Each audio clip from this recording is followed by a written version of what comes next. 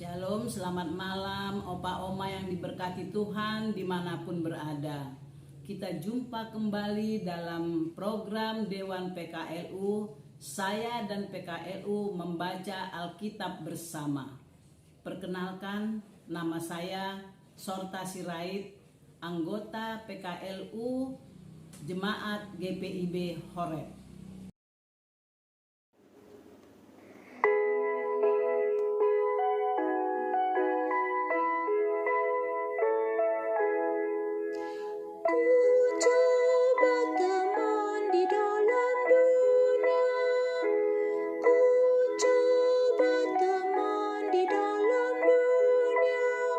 Berkasih sayang, amin, amin. Berkasih sayang, amin, amin. Buktikan teman di dalam dunia, buktikan teman di dalam dunia, kasih sayangmu, amin, amin. Kasih sayangmu, amin, amin. Opa Oma yang diberkati Tuhan, sebelum kita membaca dan merenungkan firman Tuhan, marilah kita berdoa mohon bimbingan Roh Kudus. Kita berdoa. Allah Bapa di sorga, kami mengucap syukur atas penyertaan-Mu sepanjang hari dari pagi tadi hingga malam hari ini. Kami diberi kesempatan untuk membaca dan merenungkan firman Tuhan sebelum kami beristirahat ke pembaringan kami. Tolonglah kami Tuhan untuk dapat memahami dan melakukan firman yang sudah kami baca. Berfirmanlah ya Tuhan, kami siap menyambut firman-Mu. Dalam Yesus Kristus firman yang hidup, kami berdoa dan mengucap syukur. Amin. Opa Oma yang terkasih, bacaan Alkitab kita malam hari ini terambil dari 1 Korintus 8 ayat 4 sampai 13 yang menyatakan tentang hal makan daging persembahan berhala. Kita tahu tidak ada berhala di dunia dan tidak ada Allah lain daripada Allah yang esa. Sebab sungguh pun ada apa yang disebut Allah, baik di sorga maupun di bumi, dan memang benar ada banyak Allah dan banyak Tuhan yang demikian. Namun bagi kita hanya ada satu Allah saja, yaitu Bapa, yang daripadanya berasal segala sesuatu yang untuk Dia kita hidup, dan satu Tuhan saja, yaitu Yesus Kristus, yang olehnya segala sesuatu telah dijadikan dan yang karena Dia kita hidup. Tetapi bukan semua orang yang mempunyai pengetahuan itu. Ada orang yang karena masih terus terikat pada berhala-berhala, maka daging itu sebagai daging persembahan berhala. Dan oleh karena hati nurani mereka lemah, hati nurani mereka itu dinodai olehnya. Makanan tidak membawa kita lebih dekat kepada Allah. Kita tidak rugi apa-apa kalau tidak kita makan, dan kita tidak untung apa-apa kalau kita makan. Tetapi jagalah supaya kebebasanmu ini jangan menjadi batu sandungan bagi mereka yang lemah. Karena apabila orang melihat engkau yang mempunyai pengetahuan sedang duduk makan dalam kuil berhala, bukankah orang yang lemah hati nuraninya itu dikuatkan untuk makan daging persembahan berhala? Dengan jalan demikian, orang yang lemah, yaitu saudaramu yang untuknya Kristus telah mati, menjadi binasa karena pengetahuanmu. Jika engkau secara demikian berdosa terhadap saudara-saudaramu dan melukai hati nurani mereka yang lemah, engkau pada hakikatnya berdosa terhadap Kristus. Karena itu, apabila makanan menjadi batu sandungan bagi saudara-saudaraku, aku untuk selama-lamanya tidak akan mau makan daging lagi, supaya aku jangan menjadi batu sandungan bagi saudaraku. Demikianlah firman Tuhan. Opa Oma, renungan kita malam ini sesuai dengan SBU tanggal 23 bulan 9 2022. Tema renungan malam hari ini, jadilah teladan dalam kasih dan toleransi.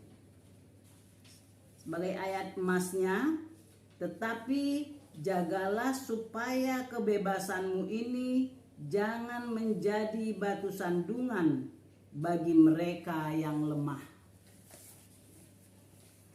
Dalam praktik penyembahan berhala yang dilakukan oleh masyarakat Korintus di masa lalu, daging binatang yang dipersembahkan kepada berhala dibagi atas 3 bagian. 1 bagian dibakar di atas mezbah, 1 bagian diberi kepada imam, dan 1 bagian lagi diambil oleh orang yang mempersembahkannya.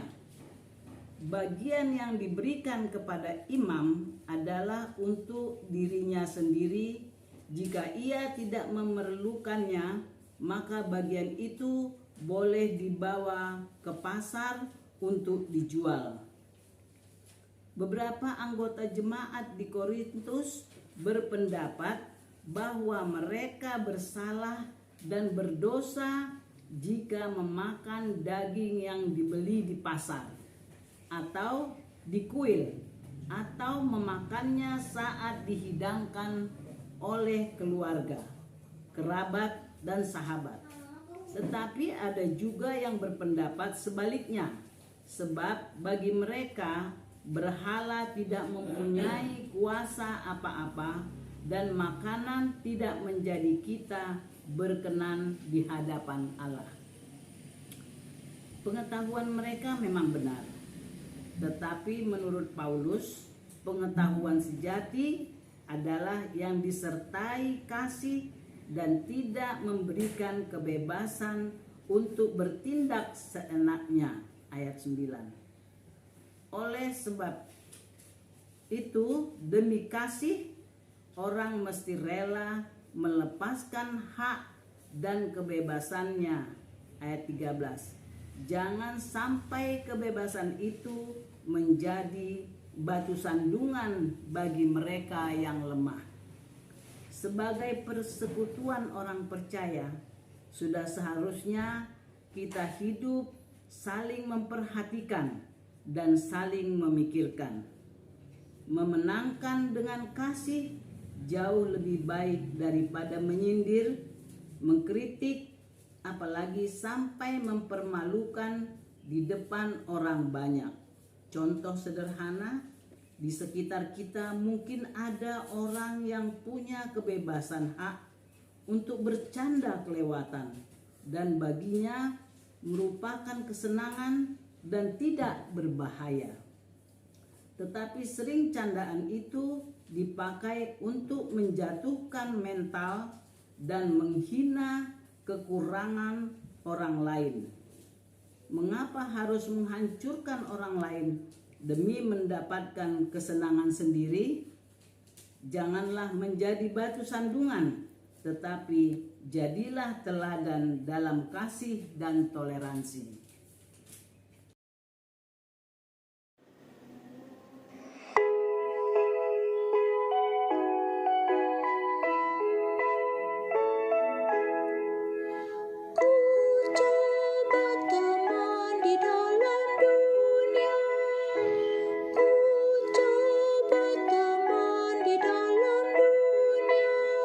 Tetap setia, amin, amin.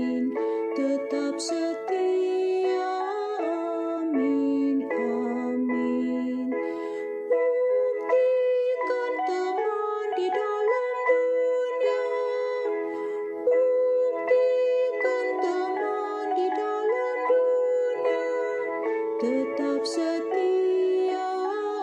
Amin, amin, tetap setia. Amin, amin. Ku coba teman di dalam dunia, ku coba teman di dalam dunia, lemah lembutnya.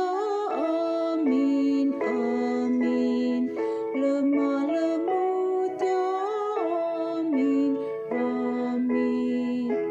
Buktikan teman di dalam dunia,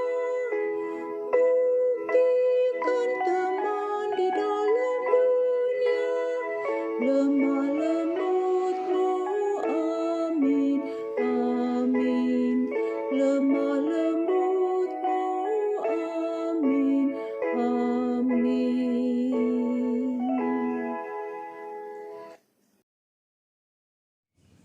Opa Oma, mari kita bersatu dalam doa. Kita berdoa. Ya Tuhan Allah Bapa di sorga yang mulia, kami mengucap syukur dan berterima kasih malam ini kami sudah membaca dan merenungkan firman-Mu. Tolong kami Tuhan dan mampukan kami untuk dapat menguasai hati dan pikiran kami, sehingga kami tidak menjadi batu sandungan bagi orang-orang di sekitar kami. Kami berdoa untuk Dewan PKLU, berkatilah mereka dalam menjalankan tugas-tugas pelayanannya, terkhusus program SPMAB, biarlah terus berjalan dengan baik. Kami juga berdoa untuk Opa Oma PKLU dimanapun berada. Tuhan berkati, Tuhan berikan sehat-sehat, dan bagi yang sakit Tuhan sembuhkanlah. Biarlah mereka sungguh-sungguh merasakan kasih Tuhan dalam kehidupannya. Terima kasih Tuhan, dalam nama Tuhan Yesus kami berdoa dan mengucap syukur. Amin.